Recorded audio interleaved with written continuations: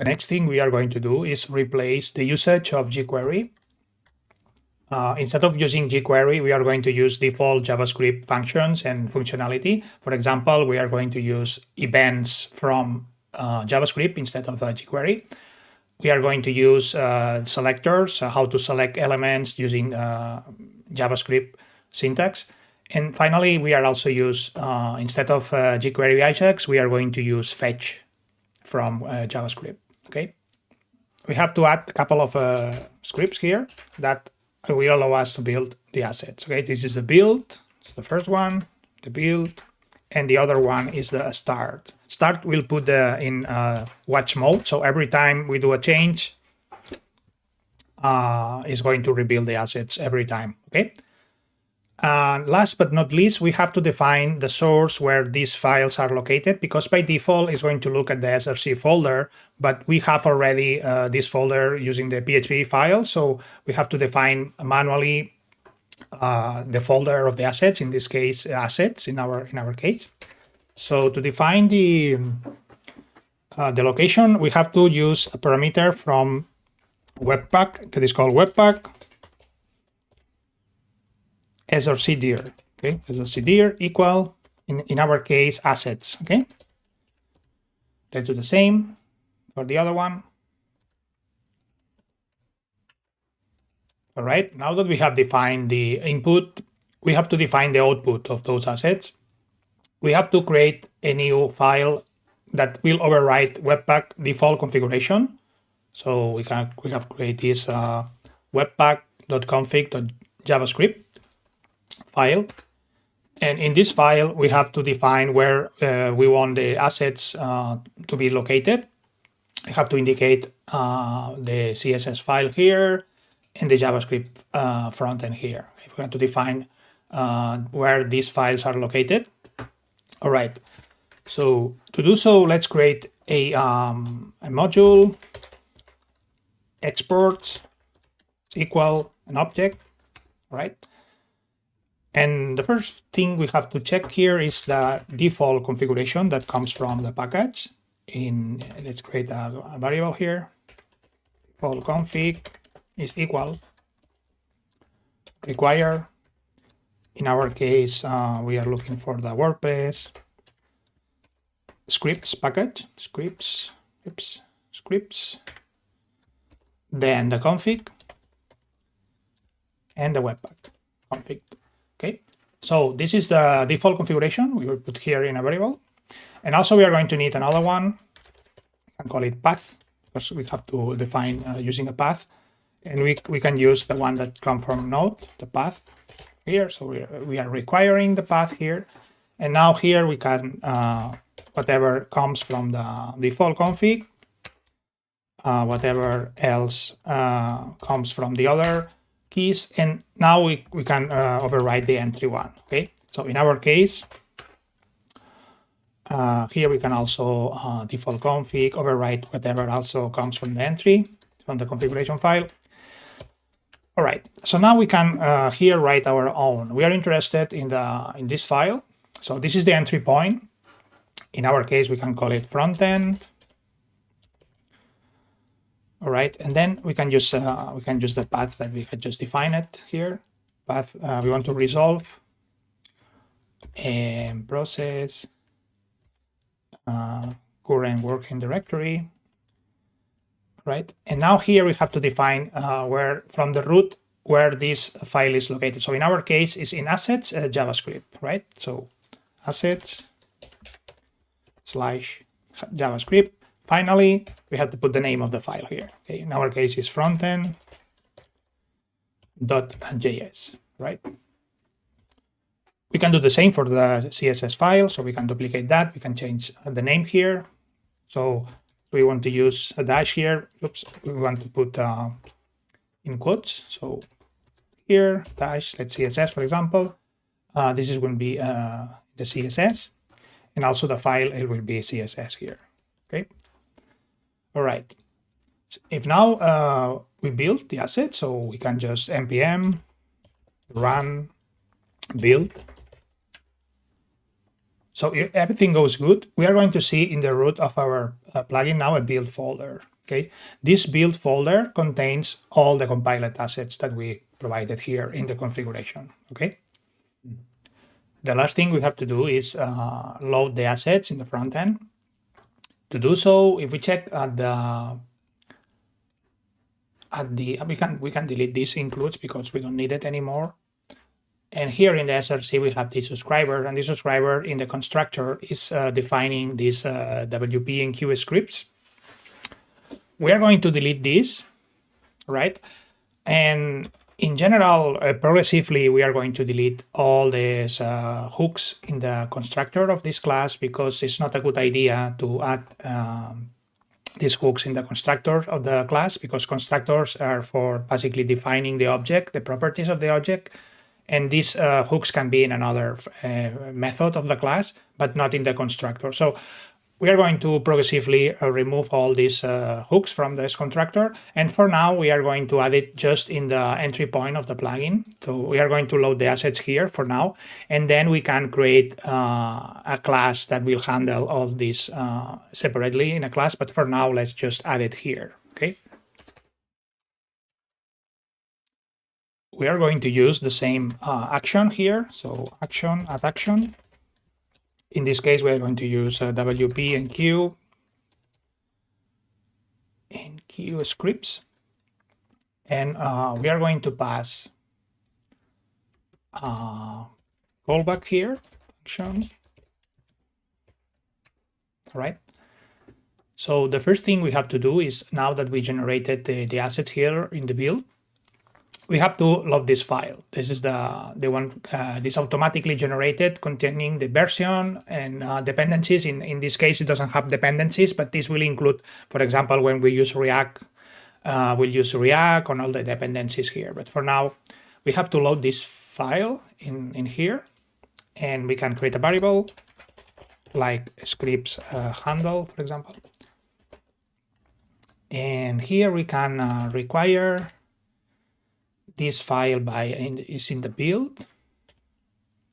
The file is called this file here, frontend assets. Okay, frontend assets.php. Okay.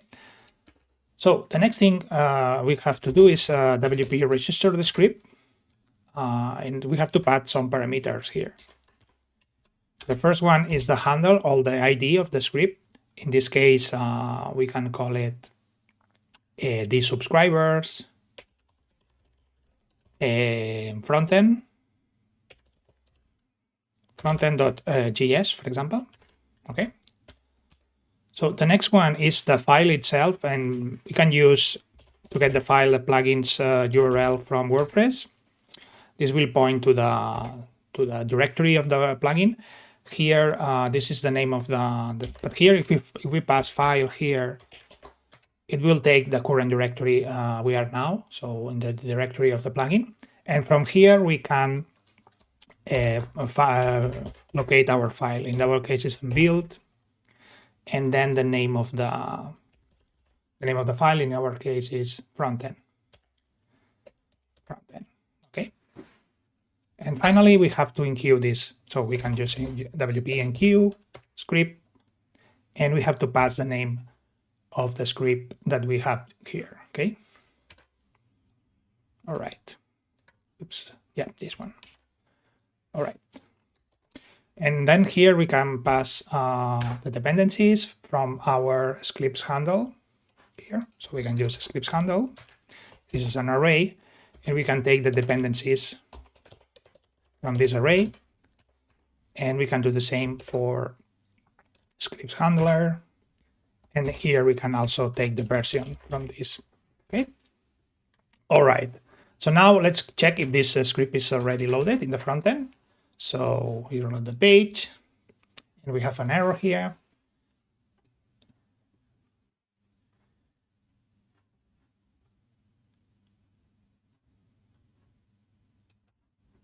Uh, 28. Let's see.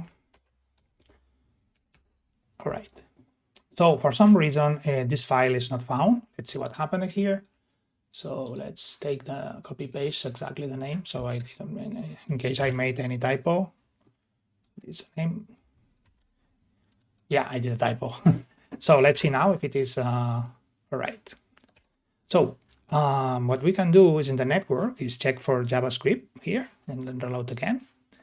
And we see that here we have an error. It says this is not found. And here is this showing us the current path here.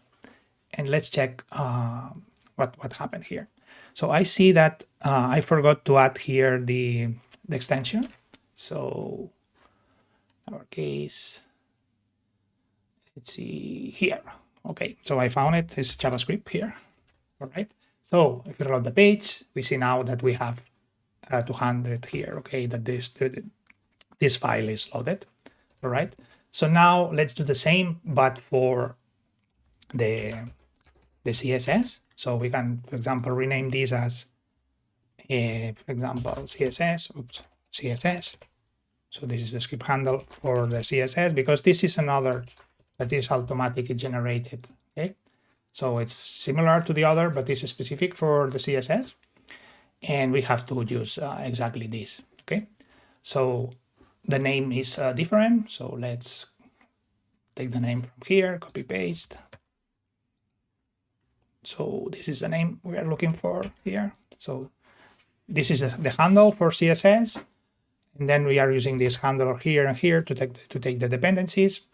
So, and then here we have to just change those CSS here, CSS, and CSS. Okay. So let's check it now for the CSS, if it is here. We don't see it here for some reason. Let's see what happened here. Scripts handle, this is the file you're looking for, front-end dependencies. Okay, that's fine. This is the file. Yeah, I made a mistake here. Is this the style? Okay, so it's not a script, but a style here. All right, let's check it again. Now we see that there is an error. We have to check the path here, and it is probably a typo here because this file is not called like this, but it's -css. So we have to here in the name of the file we have to put it CSS here. Let's try it again. All right, and now see that we have the file correctly loaded. If we check the page now, we see that we have in a jQuery it's not defined error here, and the reason is because we are not passing any dependency. If you remember, the generated here is empty, so the dependencies are empty for now, but we can pass the dependency ourselves. So right now this scripts handle dependency is an empty array, but we can add our dependencies here. So in our case, we are going to add jQuery here, and it will take now jQuery as a dependency. Okay, so if we reload the page now, we see that the jQuery error is gone, but we have more errors. But in this case, those errors are caused by this library that we were using here, this jQuery validate library. So in the file, in our front-end file, we can just remove this file. What we are going to do is run the start script. That way, every time that we change something, it will rebuild the assets. Okay. So as mentioned, we can get rid of all of this validator library because it's jQuery and we don't want it. We can look for another library, but for now, let's just remove it. Okay, this is that code that we can also delete. Here we can get rid of this. The same for this because we don't want to validate. We can also remove it from here, so this needs to also be deleted. Same thing here.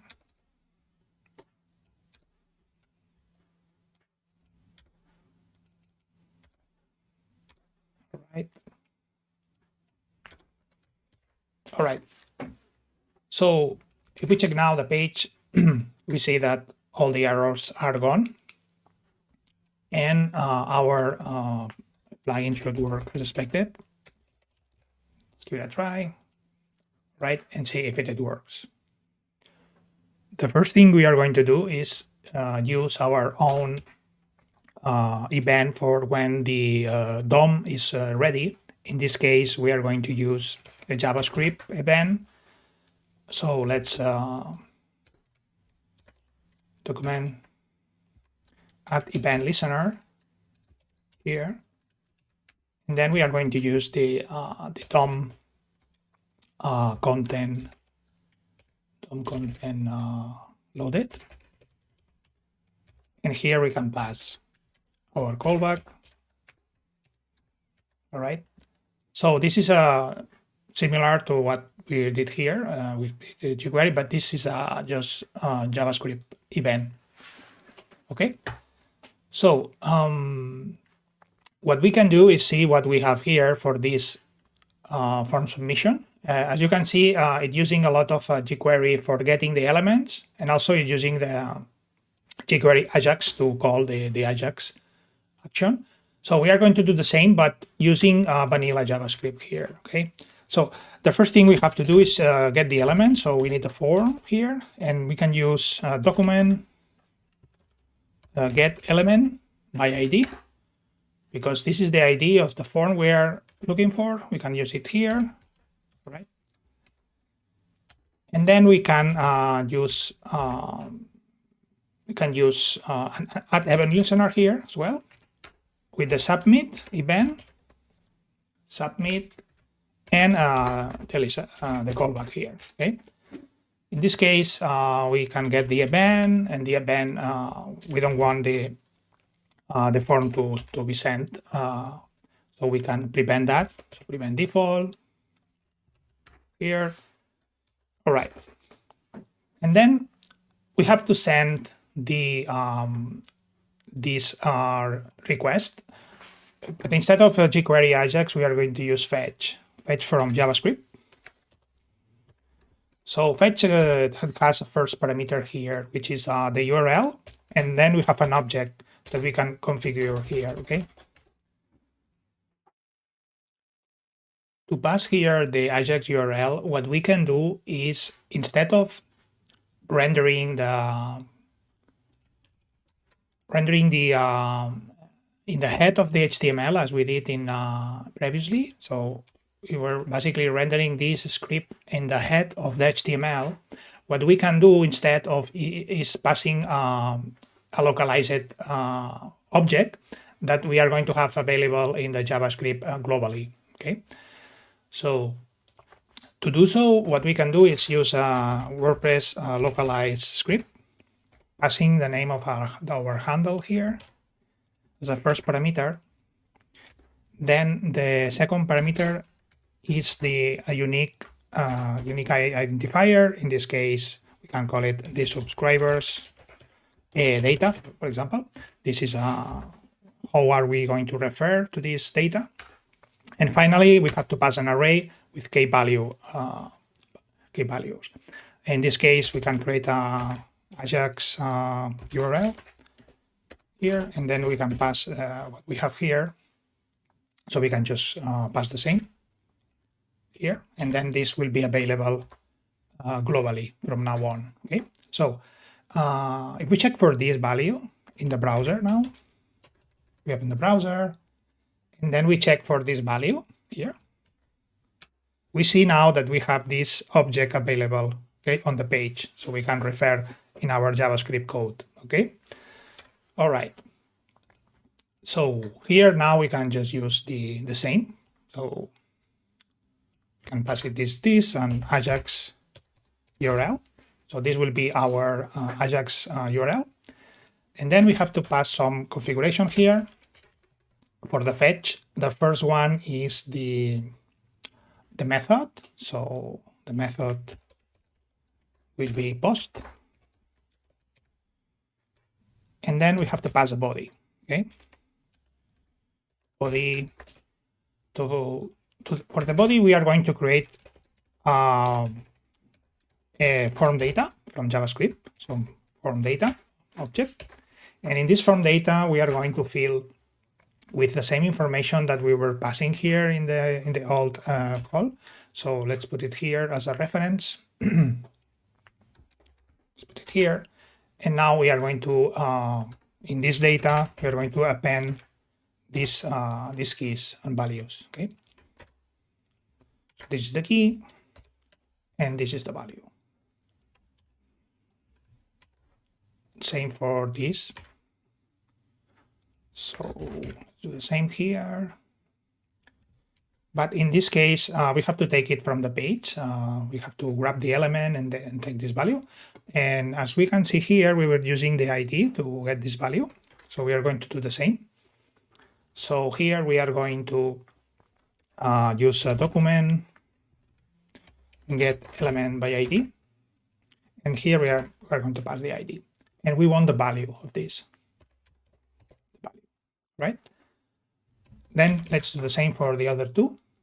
So the email and the nonce. All right. And we have to pass the name of the IDs. So here and here. All right. And now we can pass just this data object here as a body. Okay. All right. Now we can first comment all of this. So we are going to delete it, but for now let's just comment it. All right. And now we are going to handle the response here. To do so, we can do it with then. The first then is for converting the response into JSON. So let's have to here return response.json here. And then we have to add another then for the data. That's the actual data that we are expecting here. And for now, let's just do a console log for the data we are receiving here, okay? Let's give it a try. So let's try it. Let's see. Now we see that here we receive a response with a message and a type, okay? What we can do now is display this message. We can grab the element, the container. In this case is the subscriber MSG. So we can do a document dot get element by ID. And now we want this inner HTML to be equal to our data.msg. Right? And then we can also clean up the email input field. To do so, let's do the same document, get element by ID. And in this case, the value will be an empty string. Right? So let's give it a try.